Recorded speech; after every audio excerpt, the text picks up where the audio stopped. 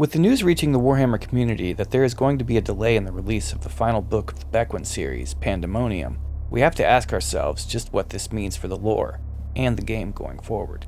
But I believe this is a really, really good thing, and not some trivial news we need to brush aside, and I will explain why, because in the right context, this will all make sense. So we know that the Emperor's Children are the next faction coming for Warhammer 40k, after the Eldari and the Krieg Imperial Guard ranges, and we know that the demon Primarch Fulgrim will be receiving a new, supposedly over-the-top, absolutely gorgeous model. But where have they been in the lore lately? What series have they shown up in? And where do we see the storyline for Emperor's Children moving forward? Well, it is in the very series that is being delayed. And along with the Alpha Legion story, Shroud of Night, I can't think of many other places where there are major appearances of the Emperor's Children in the past few years. So why is this important? Do you recall the video I did recently on why the Sanguinary Guard models being wingless now has a lore tie-in? It tied back into the Bequin series, the Eisenhorn vs. Ravener plotline, and the oldest rivalries in 40k, and how that is all being woven together into a grand overarching narrative by Games Workshop that is going to deliver in major ways. It's not a coincidence that Teke the Smiling One, who I mispronounced as Teak in some of my previous videos, but having gone from paperback to audiobook, I now see my mistake. But yes, Teke the Smiling One is obviously a sorcerer, obviously a Chaos Lord, and has stated that he is directly serving Fulgrim. Okay, so we have Fulgrim's name being dropped in the 41st millennium by someone who is operating on his behalf at his orders. Yes, but what does this have to do with the book being delayed? And that still doesn't explain how this is a good thing. Well, you see, 2025 has been stated as the year of chaos by Games Workshop themselves. The King in Yellow being revealed in the second Bequin book, and the number of different factions working either for or against said king are setting the stage for an extremely impactful moment in the narrative. If you haven't noticed it yet, Games Workshop is setting the chessboard for the most massive game of chess ever played out on the galactic stage. At least by humans, and at least since the Horus Heresy. Necron fans, I don't want to hear about the war in heaven. So with the stage set, Fulgrim imminently returned to the setting, to the point where people are reporting having seen the model, and Games Workshop constantly teasing us over the Warhammer community website with new Emperor's Children tidbits. Something big is happening. Games Workshop seems to have this trend of making a huge deal, narratively, out of Primarchs returning. And who is rumored to be right on Fulgrim's heels? Lemon Russ. Russ, who has strong ties to the King in Yellow in ways that are too much to get into in this video, but yeah, there's a connection there. So we've seen how the Blood Angels play into this, how the Emperor's Children will be playing into this. But still, why is the book delayed? Because not all of the pieces have been set up on the chessboard yet, and the lore and the tabletop are coming closer and closer together. So as I mentioned in another video, I believe the one about the Sanguinary Guard I recently did, Games Workshop put up an exceptionally spicy video clip from one of their live streams this summer around the Nova Open. And in it, they showed their team sticking post-it notes to a whiteboard and circling key things. The theme was all the amazing stuff they are going to be bringing us narratively and game-wise, and it was full of insane reveals, some of which are already confirmed, such as Krieg and Eldari. But on that whiteboard, it said that they are bringing back alpharius to the tabletop.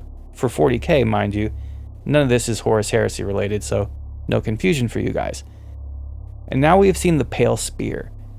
And where did alpharius return in the lore? In the first Bequin book, Pariah. If you don't believe me, then watch my video on the return of alpharius. It's insane how a guy without power armor on can chop a man in half, down the middle, and the blade, a regular sword, not even slow through the pelvic bone, and then bisect the enemy again, a highly augmented armored human, think Goliath Ganger, horizontally, totally quartering the guy before his two pieces fell apart, to the amazement of Bequin, who noted that not even an Astartes in power armor has strength like that. Sorry, run-on sentence, But it's amazing how that can happen and people still think that it wasn't really alpharius when he says it is him. Like, how many clues do you need? Anyway, also I see people claim Teke almost took him too. And to those folks I say, no, you need to actually read it. Teke got impaled by a regular sword through his power armor out his backpack by an unarmored man. And even though Teke was a master swordsman, only delivered a superficial blow in return. So yeah, alpharius is back, and his model is on the way soon. Another thing this whiteboard said, which by the way, they took the video down rather quickly, was that they are bringing back the other Chaos Primarchs. Apparently, all of them. And this is why the book is delayed, because as the Eldari would put it, it is the Ranadandra. As the Space Wolves would put it, it is the wolf time. Everyone is saying it is the end of days and the final battle is near. Okay, with that massive movement in the lore, and the current releases, reveals, and rumors about the tabletop, we see it all coming together. So the delay of this book, Pandemonium by Dan Abnett, is good, because it is allowing time for all the pieces to be put into place, for the stage to be set for the most massive narrative we've ever seen, for a shitload of over-the-top, absolutely insane models to be released, and have lore reasons tying into why they've returned. This is Games Workshop battening down the hatches and preparing to deliver massively. Now feel free to think that this is all hot air if you like. I really don't care. But the truth is right in front of us. All we have to do is put a few not so subtle clues together and take a look at the image before us. It might be a bit blurry, but there's a lot we can actually make out. Mark my words, it won't be long before we see Forgebreaker on the Warhammer community site, followed by Lorgar's Illuminarium, or vice versa. They're all returning to Warhammer 40k. Perturabo, Lorgar, Alpharius, Fulgrim, and opposing them will be just as all-star of a lineup. They've said it's going to be insane, and that we won't believe it. But I do. I've been seeing the writing on the wall for a while now. Only time will tell if I'm right, or if I'm just crazy. But I will say one thing, it appears the book is done. Pandemonium's delay really doesn't seem to have like a deadline problem or some other mundane reason, or it's not just being ignored like Winds of Winter. The way Dan Abnett mentions it, the book does seem to be completed, so that's just more of a reason to think there is something up with it. And I know they've been trying to tie the lore and the tabletop more closely together for years now. What better way than to deliver the most insane releases we've ever seen, backed up by the most epic book ever in Warhammer?